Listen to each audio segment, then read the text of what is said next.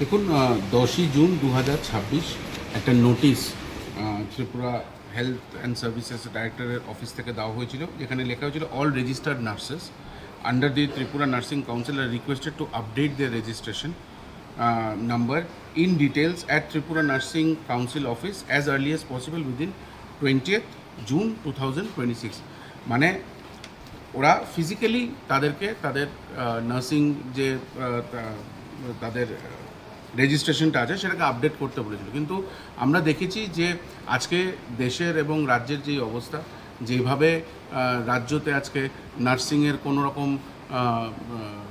Jobs নেই, অনেক মানে নিয়ার অ্যাবাউট 80-85% নার্সেস আজকে রাজ্যের বাইরে গিয়ে কোথাও কোনো নার্সিংহোম, কোনো প্রাইভেট হসপিটালে চাকরি করছে। তাদের জন্য হঠাৎ করে 20 তারিখের মধ্যে ছুটি নিয়ে আসাটা অসম্ভব। পুরো প্রদেশ যুব কংগ্রেসের পক্ষ থেকে আমরা একটা ডেপুটেশন দিয়েছি যে ইমিডিয়েটলি যে এই প্রসেসটা যাতে উইথড্র করা হয় এবং তৎসাথে যাতে একটা অনলাইন পোর্টাল খুলে দেওয়া হয়, যে অনলাইন পোর্টালে তারা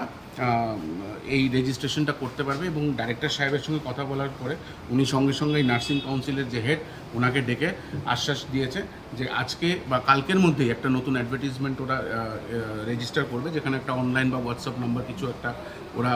দেবে, যেখানে আপনারা আপডেট করতে পারবেন। এবং ডাইরেক্টর সাহেব বলেছে যে 1-2 দিনের মধ্যেই সেই নাম্বারটা অ্যাকর্ডিং টু নোটিশ বা অ্যাডভার্টিজমেন্ট দিয়ে সেটাকে রাজ্যের সবার সামনে নিয়ে আসবে।